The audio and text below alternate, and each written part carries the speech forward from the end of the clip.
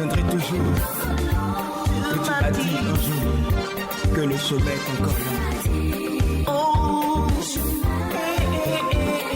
Seigneur, tu as dit, Seigneur, tu as dit, Seigneur, tu as dit.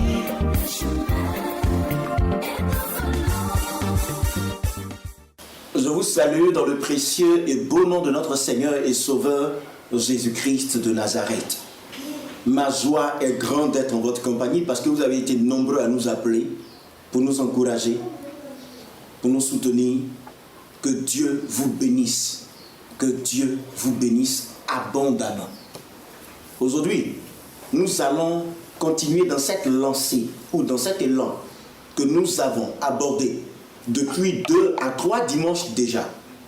Je profite au passage pour vous dire que désormais nos heures de rencontre, c'est les dimanches à partir de 6h30. Lève-toi tôt le matin, fais le culte avec moi et puis bon, ta journée de dimanche sera bénie. Avant de passer au vif du sujet, je vais revenir sur une information que je n'ai pas manqué de vous communiquer depuis 2 à 3 dimanches déjà. À savoir que votre serviteur est aussi chanteur. Et pour tous ceux qui me suivent à la télévision, ils le savent déjà. Parce que je suis celui-là qui a chanté Opération Impactation. Aujourd'hui, je viens vous annoncer une bonne nouvelle. Nouvelle d'après laquelle ou selon laquelle Dieu m'a fait la grâce de faire une nouvelle œuvre discographique. Et cette œuvre, je vous la présente, la voici. C'est ce CD.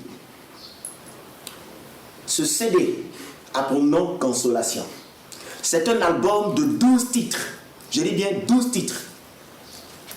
C'est un album très alléchant. Ce n'est pas parce que c'est mon album que je le dis, mais je ne fais que vous rapporter ce que ceux qui se sont procurés cet album disent de cet album. C'est un album vraiment de grande et de bonne facture. Et il est spirituel. L'onction prophétique est dans cet album. Pour les albums précédents, il y a eu beaucoup de témoignages. Et pour celui-ci, les témoignages ont commencé déjà. Procurez-vous cet album. Au travers de cet album, l'Esprit de Dieu vous visitera. Dieu vous fera du bien. Vous serez en contact avec l'onction qui est sur la vie de l'homme de Dieu que je suis. Vous aimez le ministère, procurez-vous cet album. Je ne serai pas physiquement avec vous, mais au travers de cet album, le Saint-Esprit qui fait tout ce que vous voyez, tout ce que vous savez, œuvrera en votre faveur et vous fera du bien. Et ce dont je suis sûr, c'est que Dieu vous apportera la consolation au travers de cet album-là. Soyez bénis, soyez bénis, soyez bénis, soyez bénis. Le dimanche passé, en ce qui concerne l'enseignement sur lequel nous sommes, je vous ai enseigné, sinon j'ai prêché sur la raison pour laquelle le message de tous les temps a son sens. Aujourd'hui, ce dont je vais parler, c'est la raison de ce message. La raison de ce message. Et ce message, ce n'est rien d'autre que le message de tous les temps. Et ce message, le voici: répentez-vous, car le royaume des cieux, ou le royaume de Dieu, est proche. Et pour ce faire, nous allons passer à une lecture de la parole de Dieu.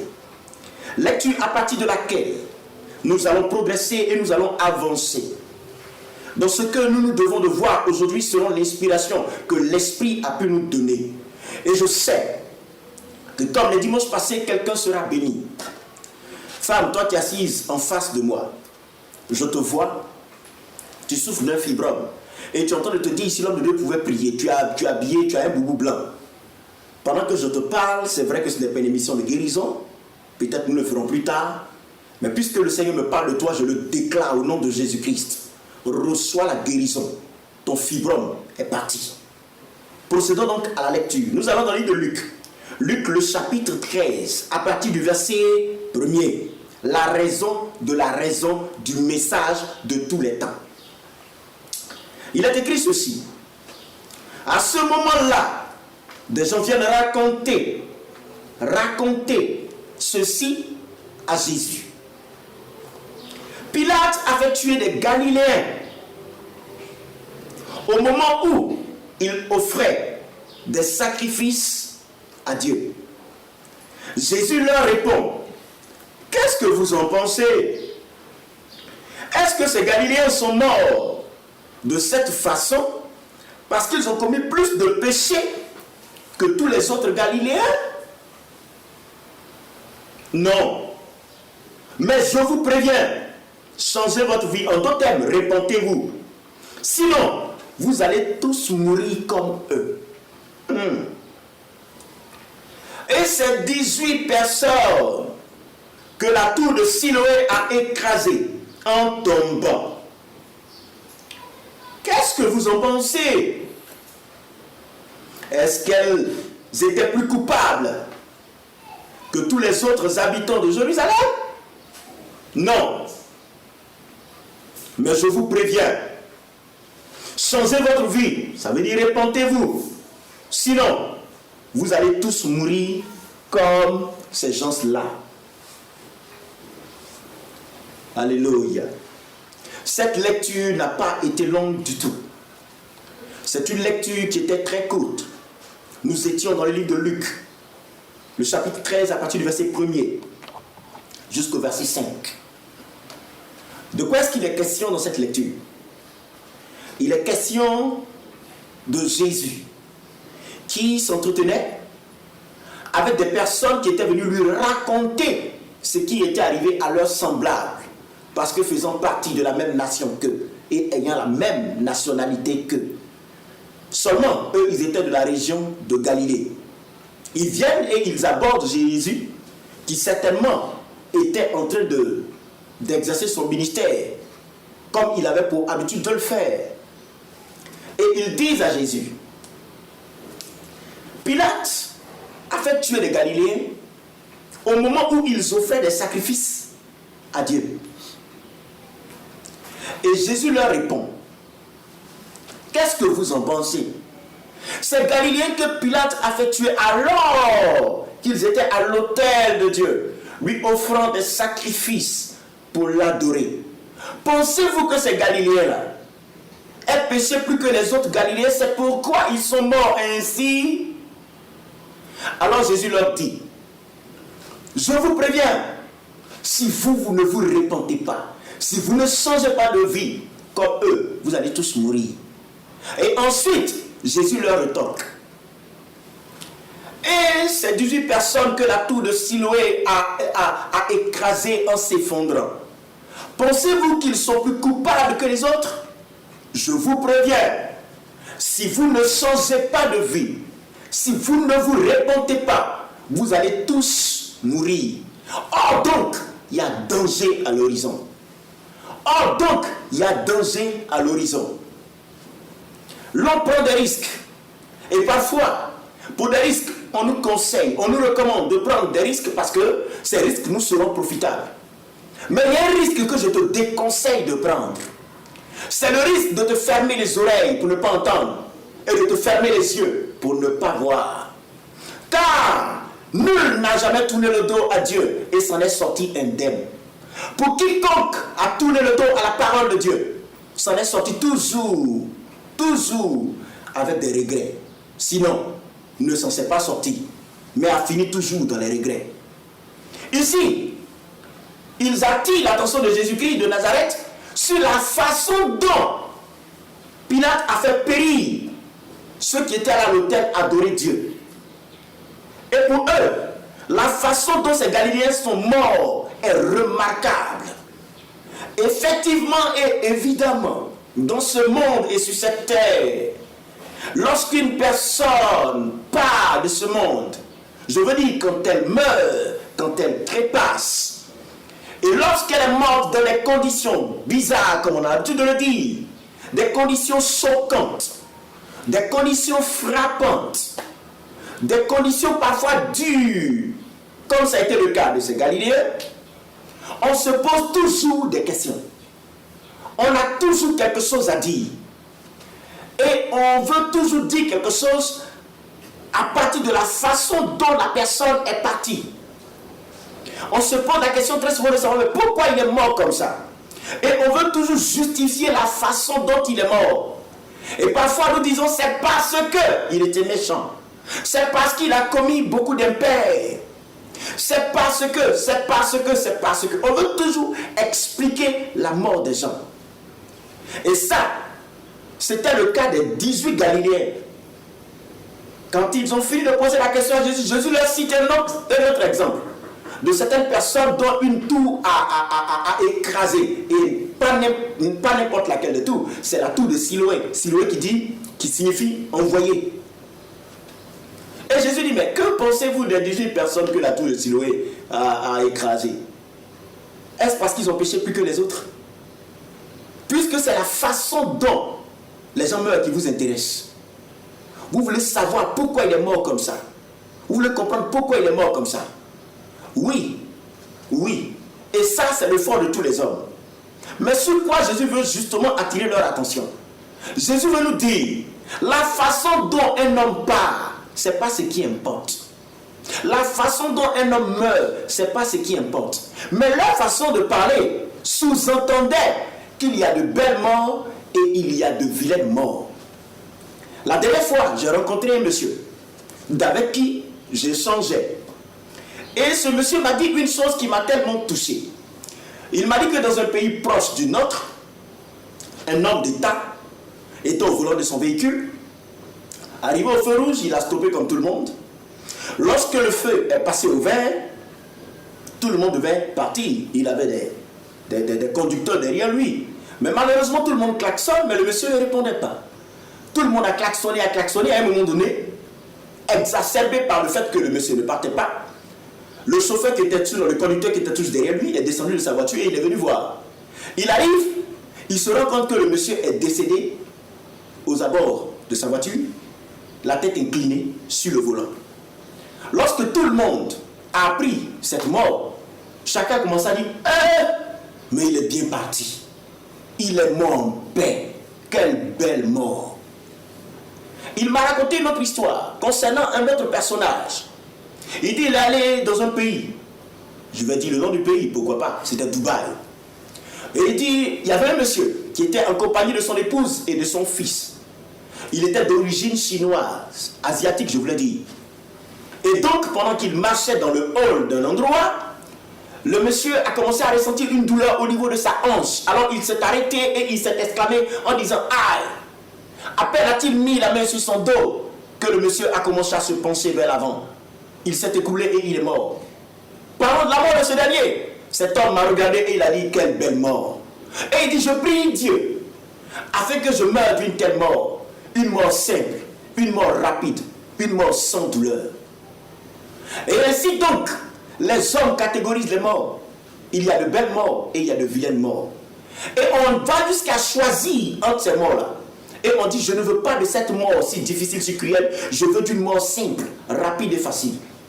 Comme si il y avait une mort qui était belle et une autre qui n'était pas belle. Jésus nous dit, la mort, c'est la mort. Il n'y a pas de belle mort et il n'y a pas de vilaine mort. Et Jésus nous conseille de ne choisir ni la belle mort, ni la vilaine mort, mais plutôt de chercher à ne pas mourir. Jésus nous dit de chercher à ne pas mourir. Car la Bible nous dit que dans le cœur de l'homme, justement, Dieu a placé une semence. Dieu a positionné une pensée. Dieu a érigé une pensée. Et cette pensée, c'est laquelle? C'est la pensée de l'éternité. Et la pensée de l'éternité est dans le cœur de chaque homme. La pensée de l'éternité est dans le cœur de tous les hommes. Ceux qui sont déjà morts, si Dieu leur donnait la possibilité, la latitude de revenir dans le courant de cette vie, je vous dis, ils béniraient Dieu de toute leur force. Car ils sont morts, certes, mais personne n'a voulu partir. Et Jésus dit, il ne faudrait pas chercher une belle mort. Il ne faut pas chercher une mauvaise mort. Car la mort, c'est la mort. Ce qu'il faut chercher, c'est la vie. Évitez la mort. Évitez la mort. Évitez la mort. Ceux que Hérode a tués, ils étaient allés adorer Dieu, offrir des sacrifices à Dieu. Quelqu'un se dirait, mais diantre, quelqu'un qui vient adorer Dieu, quelqu'un qui vient louer Dieu, quelqu'un qui vient célébrer Dieu avec ses offrandes pour honorer Dieu, et c'est lui qui meurt comme ça, il trouve la mort dans la présence du Seigneur. Jésus dit, je vous avertis, si vous ne vous repentez pas, vous aussi vous allez mourir. En d'autres termes, ils sont venus offrir des sacrifices, mais leur vie n'avait pas changé. Donc à quoi ça sert d'offrir des sacrifices à Dieu sans s'être repenti? Mon frère, si tu n'as pas changé, si ta vie n'a pas changé, si tu ne t'es pas repenti, tout ce que tu feras ne peut pas te sauver. Certainement, ils ont pensé que leur salut est au bout de leur sacrifice. Non, le Seigneur dit l'obéissance vaut mieux que les sacrifices. Et cette obéissance à laquelle Dieu nous appelle et nous invite tous dans ces temps les derniers, c'est que nous ayons l'oreille pour écouter ce que Dieu nous dit, à savoir, repentez-vous, car le royaume des cieux est proche. C'est pourquoi je veux dire à quelqu'un qui me regarde, ta dîme ne peut pas te sauver. Ton offrande ne peut pas te sauver. Ce qui pourra te sauver, c'est ta décision de changer de vie. Parce que Dieu t'aurait sensibilisé. Parce que Dieu t'aurait invité à changer de vie. Et donc, ils sont morts quand bien même ils étaient à l'autel du Seigneur. Ils sont morts quand bien même ils étaient dans la présence du Seigneur. Ils ont trouvé la mort là où ils étaient censés trouver la vie. Ah mon Dieu. Ah mon Dieu. Comme si ça ne suffisait pas. Jésus parle de 12 personnes qui ont trouvé la mort lorsqu'ils sont allés à Siloé. Siloé veut dire simplement envoyé. Souvenez-vous de cet aveugle de naissance. Les disciples ont posé leur regard sur sa personne et ont commencé à cogiter dans leur esprit et à chercher les origines du mal qui a frappé cet homme. Parce que son cas était un cas atypique pour la simple raison qu'il est né aveugle. Donc il était aveugle de naissance. Il avait un mal congénital. Alors il regarde le maître et il pose la question au maître de savoir, ce dernier, est-ce son père qui a péché ou sa mère qui a péché? Jésus dit, ce n'est ni son père, ni sa mère.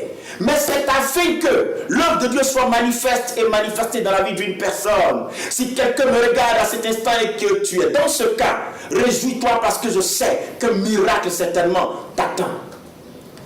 Lorsque Jésus cracha au sol, qu'il fit la boue et qu'il mit la boue sur les yeux de cet homme, il a dit à cet homme-là, va à Siloé, va te laver le visage. L'homme est parti à Siloé, il s'est lavé le visage et l'homme a retrouvé la vue.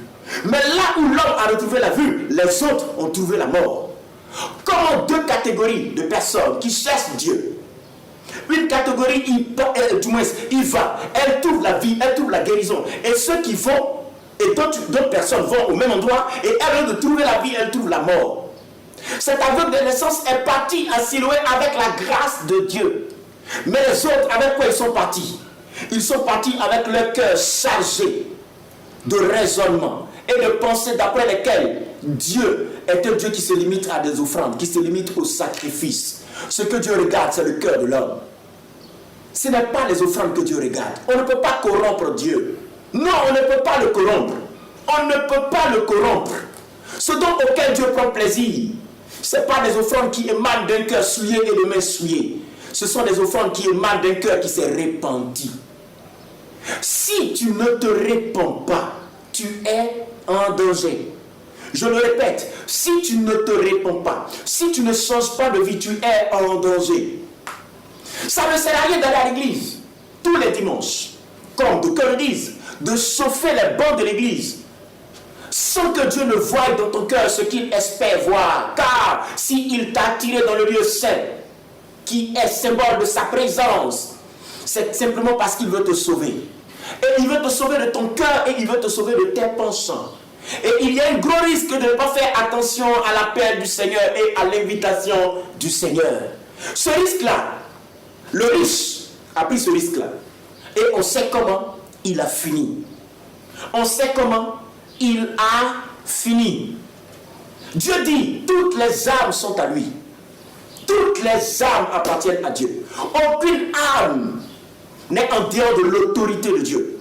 Car c'est Dieu qui a créé tous les hommes, grands, petits, riches comme pauvres. Nous vivons parce que justement, nos âmes vivent. Si ton âme ne vit plus, tu ne peux pas vivre non plus. C'est pourquoi la Bible dit que Jésus-Christ de Nazareth est le gardien de nos âmes. C'est lui-même qui l'affirme, c'est lui-même qui le dit dans les Saintes Écritures. Alors, pourquoi ces Galiléens sont morts? Ils avaient leurs offrandes dans leurs mains. Cependant, ils n'appartenaient pas à Dieu. Pourquoi la tour de Siloé a tué ces 18 personnes? Elles étaient allées certainement à Siloé, mais elles n'appartenaient pas à Dieu. La différence entre cet homme aveugle que Jésus-Christ a guéri, qui allait à la tour de Siloé, qui a été guéri, à la différence de ceux qui ont trouvé la mort, c'est que celui qui allait à la tour de Siloé, il avait la grâce. Et la Bible dit que nous sommes sauvés par la grâce.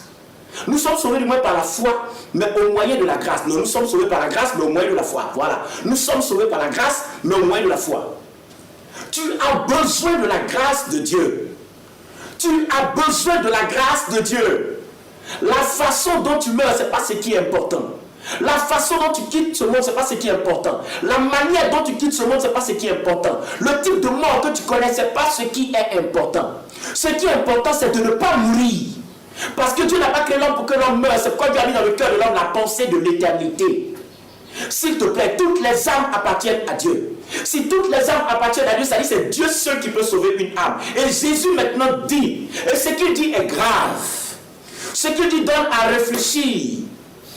Et pour quiconque passe sans faire attention à ce que Jésus dit, il prend un risque énorme et énormissime. Et qu'est-ce que Jésus dit? Il dit, si vous ne vous répondez pas, vous tous, vous allez mourir ainsi.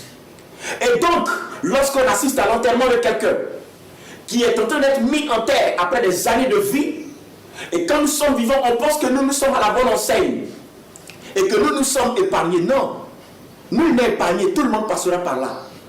Cependant, il y a une vie qui est éternelle. Celui qui t'a créé veut que tu vives éternellement. Celui qui t'a façonné veut que tu vives éternellement. Celui qui t'a tissé dans le sein de ta mère veut que tu vives éternellement. Et il y a possibilité de vivre éternellement. Et Dieu t'invite à la repentance. Dieu m'invite à la repentance. Parce que si tu ne te réponds pas, c'est pas moi qui le dis, c'est Jésus qui le dit, tu mourras toi aussi. Tu as déjà vu quelqu'un mourir? Tu as déjà assisté à un enterrement? Tu as une connaissance qui t'a déjà dévancé de l'autre côté? Peu importe la façon dont elle est partie. Mais le Seigneur dit, souvenez-vous de tous ceux que vous avez connus qui sont morts. Comme les 18 personnes qui ont trouvé la mort à la tour de Siloé.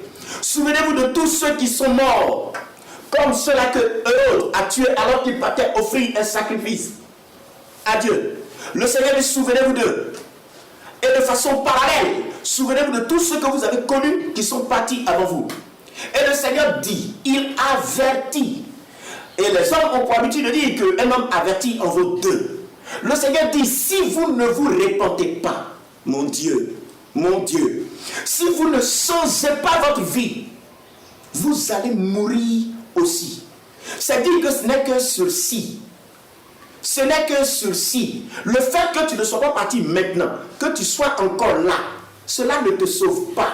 Ça peut arriver d'un moment à l'autre. Mais alors le Seigneur parle de quel type de mort? Quel type de mort? Seigneur, ils sont déjà morts. Mais on a l'impression que le Seigneur parle comme si ces personnes-là ne sont pas mortes et que c'est maintenant qu'elles vont mourir.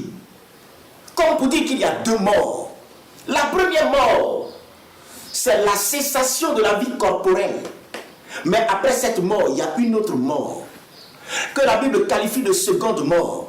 Et la seconde mort, c'est la séparation d'avec Dieu pour toujours, pour l'éternité. C'est ça la seconde mort. L'homme peut-il éviter cette seconde mort? Oui, l'homme peut l'éviter. Car Dieu n'a pas manqué de le dire dans les Saintes Écritures, qu'il n'est pas le Dieu des morts, mais qu'il est le Dieu des vivants. C'est pourquoi il dit qu'il est le Dieu d'Abraham, le Dieu d'Isaac, le Dieu de Jacob. Vous conviendrez avec moi qu'Abraham est mort. Vous conviendrez avec moi qu'Isaac est mort. Idem pour Jacob. Mais Dieu, pourquoi Dieu dit-il qu'il est le Dieu d'Abraham, d'Isaac et de Jacob? Ça sous-entend qu'Abraham n'est pas mort, que Isaac n'est pas mort, que Jacob n'est pas mort. Et Dieu dit, Jésus nous conseille de nous repentir, sinon nous mourrons de la réelle mort. Car la façon dont un homme peut mourir de la mort physique ne détermine pas son éternité. Ce qui détermine son éternité, c'est son cœur, la vie qu'il a choisie. Quelle est la vie que tu choisis ou que tu as choisi? Tu as choisi une vie en dehors de Dieu ou tu as choisi une vie avec Dieu? Dieu, sachant les tenants et les aboutissants de ce qui va prévaloir après notre vie sur terre, nous exhorte et nous encourage à changer de vie au travers de son Fils Jésus-Christ. Car pour quiconque ne changera pas de vie, il mourra. Veux-tu mourir? Je ne te souhaite pas ça. S'il te plaît, ne prends pas ce risque. D'aucuns aiment discuter tout, comme si tout pouvait se discuter. D'aucuns aiment raisonner sur la base de tout. D'aucuns aiment remettre tout en cause. S'il te plaît, je t'en supplie, écoute la voix de ton Sauveur. Car je te dis à cette heure précise, ce n'est pas un homme qui te parle. C'est Dieu qui, au travers d'un homme, est en train de te parler et est en train de t'interpeller. Si tu ne changes pas de vie, le Seigneur dit tu mourras. Et à ce niveau, Jésus n'a pas tergiversé. Il allait droit au but. Et il l'a dit avec une telle sincérité. Il a dit avec une telle force. J'ai l'impression qu'il l'a dit pour les réveiller, comme s'ils dormaient. Comme pour leur dire, mais vous courez risque. Vous ne savez pas les choses telles qu'elles sont. Vous pensez que vous êtes mieux nantis. Et que vous êtes mieux placés par rapport à ceux qui sont morts. Et que comme vous ne serez pas écrasés par un tour de Siloé, alors vous êtes bien mort, vous êtes sauvés. Non, non. Mon ami, ne choisis pas une belle mort. Ne choisis pas une vilaine mort. Évite de mourir. Évite de mourir. Et la seule façon pour toi d'échapper à la mort, pour moi d'échapper à la mort, c'est d'entendre l'appel que Dieu lance dans ces temps les derniers au travers de ce message par lequel le Seigneur dit « Répentez-vous, car le royaume de Dieu est proche. » Change de vie. Et le sauveur de toutes les âmes prendra soin de ton âme. Il te suffit de changer de vie. Mais tu ne changes pas de vie pour changer de vie. On ne change pas de vie par rapport à un idéal qu'on s'est fixé soi-même. On change de vie par rapport à celui qui nous interpelle. Il y a quelqu'un qui t'interpelle. Et il y a quelqu'un qui t'appelle. Cette personne sait ce que c'est que l'enfer. Parce qu'elle est créatrice de l'enfer. Et elle te dit, l'enfer est terrible. L'enfer est tellement terrible que je te conseille de te repentir. Te repentir de quoi? Te repentir de ta façon de vivre. Te repentir de ta façon de marcher. Te repentir de ta façon de faire. Afin d'être sauvé. Afin d'augmenter tes chances d'être sauvé. Et afin d'être sauvé. Le Seigneur dit, si on ne se répand pas, le risque est devant, c'est la mort. Si tu ne te répands pas, tu mourras. Si tu ne te répands pas, tu mourras. Voilà pourquoi Jésus-Christ de Nazareth nous dit, répentez-vous.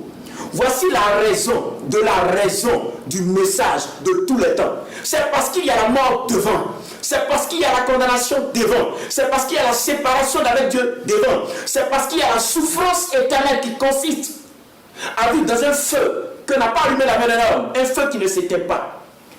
La souffrance éternelle est devant. Et ce sont des vers qui ne meurent pas, qui vont dévorer ceux qui se trouveront dans cet endroit. C'est à cause de ça que le Seigneur dit, nous devons prêcher à l'humanité de se repentir. Voici le sens de la repentance. Sinon, voici la raison du message de tous les temps.